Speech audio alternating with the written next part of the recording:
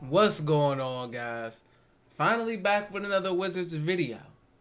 Now, I haven't talked about Deni Avdija in a while on the channel, but he's always a big topic of discussion within the Wizards fandom.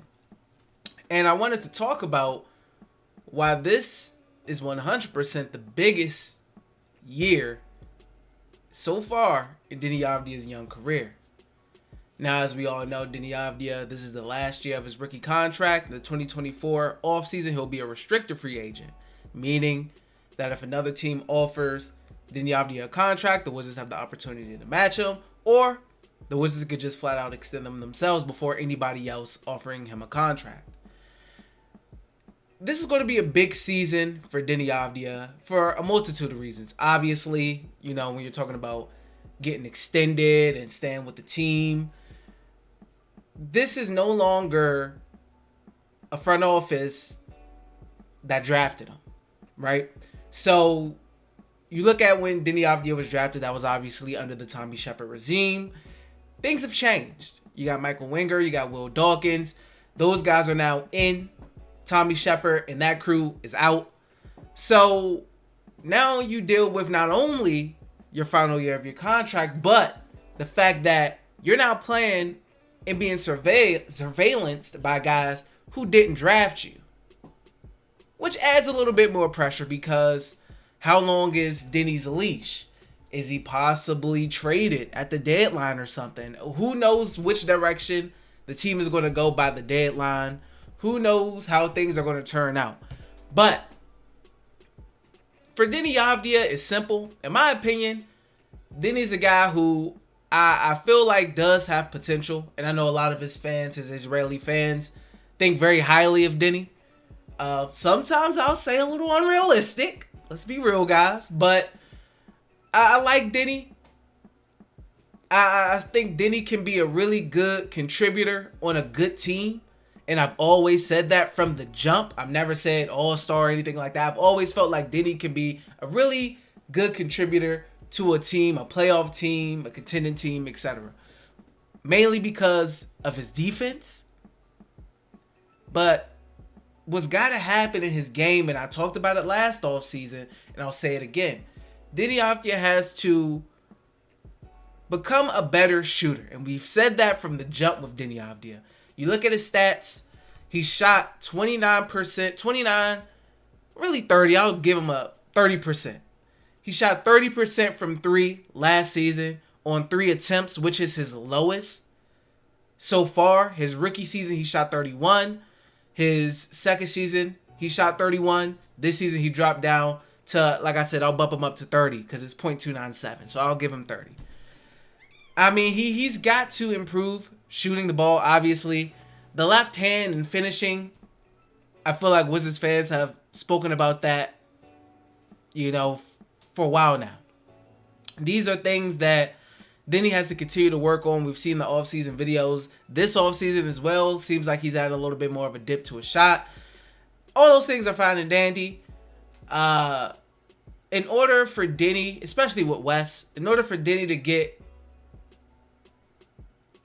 consistent big minutes, because he'll always play, but sometimes he'll go through spurts where he's not playing as well, and then may only play like 20 minutes or 22 minutes, and then those be spurts where he's playing really well and he's on the court off the bench for about 30 something plus minutes. Deni Avdija, I'll say it once again, his biggest thing is his mentality, because we've seen it time and time again. He'll go through stretches where he's terrific, and then he'll go through stretches where he's struggling. Remember after Rui Hachimura got traded and we had the whole Turbo Deni where he was like 5 games or so where he was just playing terrific basketball. And then after that, it kind of fell back off. I feel like Deni Avdija, I like him off the bench. I think he has more of an opportunity to have the ball in his hands and to do a little bit more off that bench unit. So I wouldn't mind if he was starting, obviously, but I do feel like there's some comfortability with him coming off the bench. But there's pressure this season for him to perform. And I'm hoping that he can rise up to the occasion. I know he feel like he can rise up to the occasion. I know as Israeli fans feel like he can rise up to the occasion. Now, whether they want him to be on the Wizards at this point, I'm not here to talk about that. I'm here to talk about the now, not the future. Like I said, I still think there's a lot of potential in Deni Avdija. He's only 22 years old, very young, and he's shown flashes. With him, it's all about the mentality and the consistency. And can he do these things like the Turbo Deni stretch last season after the Rui Hachimura trade? Can he do that for a prolonged season and a prolonged amount of time and not small stretches? That's the big question with him. If he can do that, I think he has a really good chance of being re-signed here. Because he's young, the team's kind of in this rebuild. He fits the mold for a rebuilding team. A young guy, really good defensively, with room to grow offensively. He fits the bill. I think he's a guy who can stick.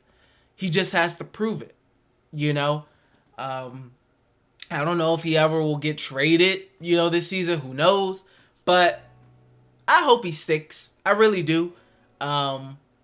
He just has to put in the work, man, and continue to grow. I've always said I wanted to see him around 34% from three, and that's where I want to see him this season. Last season he was at 30. I want to see it to 35%, man. He's shooting three-point attempts a game. He's averaged that for all 3 years, around three-point attempts a game. He's going to have the opportunity to shoot wide open threes, especially with guys like Kuz and Jordan Poole getting majority of the attention, So there'll be opportunity for him. Even off the bench, there'll be opportunities there for him. So to end it off, Deni Avdija, I want to say I'm expecting a lot. I want him to perform. I want him to overperform my expectations from him. So that's kind of my thoughts on Deni Avdija there. This will kind of be like a roundup video because there's a lot to talk about.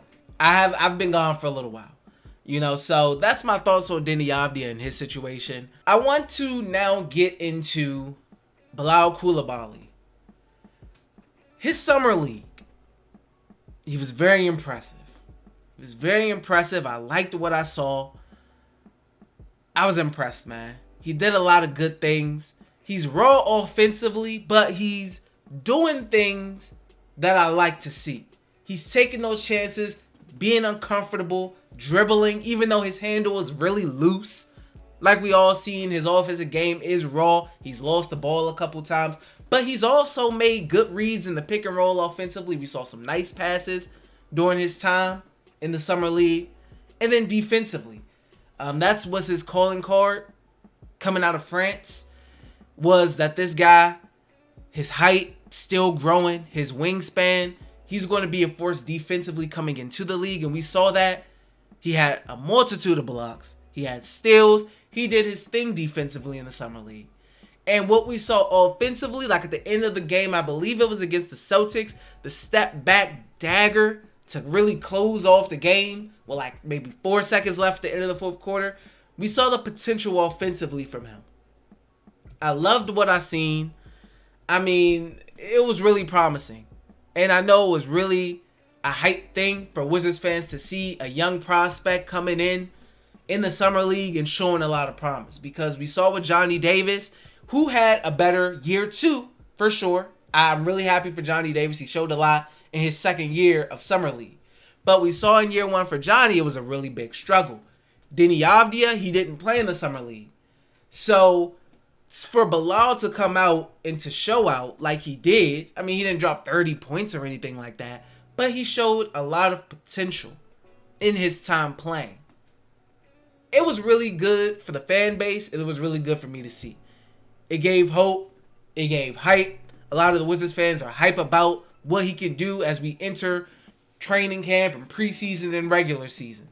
I've seen some fans on Wizards Twitter saying they want him in the start lineup. He's not going to get that right off the bat, but I do think he has an opportunity to contribute. We saw a couple threes go down for him in summer league. Struggled from the three-point line, but I mean, we saw a lot of what made him rise into becoming a top 10 pick for the Wizards, and in the NBA. So Bilal Coulibaly, if I were to give him a grade for his summer league, I would give him a solid B plus, maybe even an A. I guess I would give him an A if the three ball was falling a little bit more, but I think a B plus is very solid. I think a B plus is solid. We've seen a lot of good. We've seen some rawness offensively, but all in all, it was a thumbs up performance. It really was. And I was happy to see it. So Bilal Coulibaly, thumbs up from me on the Summer League performance, and I can't wait to continue to see more. Now, I kind of want to transition into some other topics like Jordan Poole, Johnny Davis. Let's talk about Johnny Davis first. Let's talk about him first. What do we see from Johnny Davis year 2 in the Summer League? I think we saw a lot. We saw a lot of good. We did. We saw a lot of good. We saw an improvement. And that was all I really wanted to see, was an improvement from him.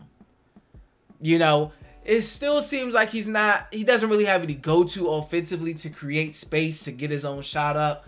But defensively, he was effective. Getting to the basket, running on the fast break, he was really effective. Shooting the three ball, he was decent. And he looked like he belonged. That was the most important thing for me. He looked like he belonged. He looked like he wasn't out of place. He looked like he's been here and it wasn't too much. Last season, he really couldn't do anything. He couldn't get past anybody. He couldn't really make shots. It was rough.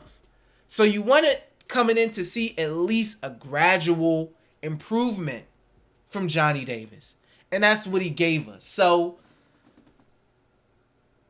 I'm happy. All in all, I like what I saw from him. I think he gets a solid, strong B as well. I like Bilal's performance a little bit more as a rookie, but I like what I saw from Johnny. I can't really figure out what his offensive game is yet. I still struggle. Like, he was putting up points. He had good performances. I still don't really know what his role is offensively yet. But he was very effective defensively, and that's what you like to see. So I give Johnny Davis a thumbs up, all in all. So I want to get into Jordan Poole as well. Kind of to end it off. Jordan Poole, I want to say shout out to him because, I'm a little late on this, but it's been a whole media circus with Draymond Green and him saying whatever about he don't just punch teammates, and even after at the time he came out with that whole apology, now he's saying it was a reason he did it and yada yada yada. I just want to give a shout out to Jordan Poole for how he's handled that situation. He put his little subliminal on Instagram and all that on his post, which is cool. But when he was asked a question in Vegas, he was real mature about it. He was really mature, didn't feed into it, hasn't fed into it. And shout out to him. I'm excited for the Warriors-Wizards game. That may be the only televised Wizards game that comes on either ESPN or TNT. But get your popcorn ready for that. Jordan Poole, I think, has a chance at having a second breakout as well. You talk about guys and, who may break out? And I say Jordan Poole. He broke out and came onto the scene with the Golden State Warriors. But now, I think he can have a part 2 breakout. An all-star kind of breakout. Where he's averaging about 25 points per game type of breakout. I'm excited to see what he could do with a team where he has more freedom, no baggage, and a lot of opportunity. He played behind some terrific guys, some terrific guards in Golden State, as we know, Hall of Fame guards. So I'm excited to see what he could do in a grown role. With Kyle Kuzma, who also signed an extension with the Wizards as the 1 and 2. Glad to see Kyle come back on a good deal as well, a deal that decreases in money as the years go on. I'm excited to see those two as a 1-2 combination. We see them on social media. They seem like they like each other, man, and they're excited to play with each other. So I'm ready for the season. You know, see what Deni does, Bilal does, Johnny Davis does, Jordan Poole, Kyle Kuzma, etc. As we're kind of now in the dead point of the offseason. You know, until camp starts back up and then we get into preseason games and all that. But that's pretty much the end of my roundup, man. I want to thank you guys for sticking around with me. I know the uploads are a little scarce, but once we hit August, I'll be doing a lot more uploading. A lot NBA specific, not just Wizard specific, and some NFL talk as well as the season starts to pick up. I kind of want to just expand and talk about a couple more things outside of just the Wizards. But as always, guys, I will see you guys in the next video. Peace.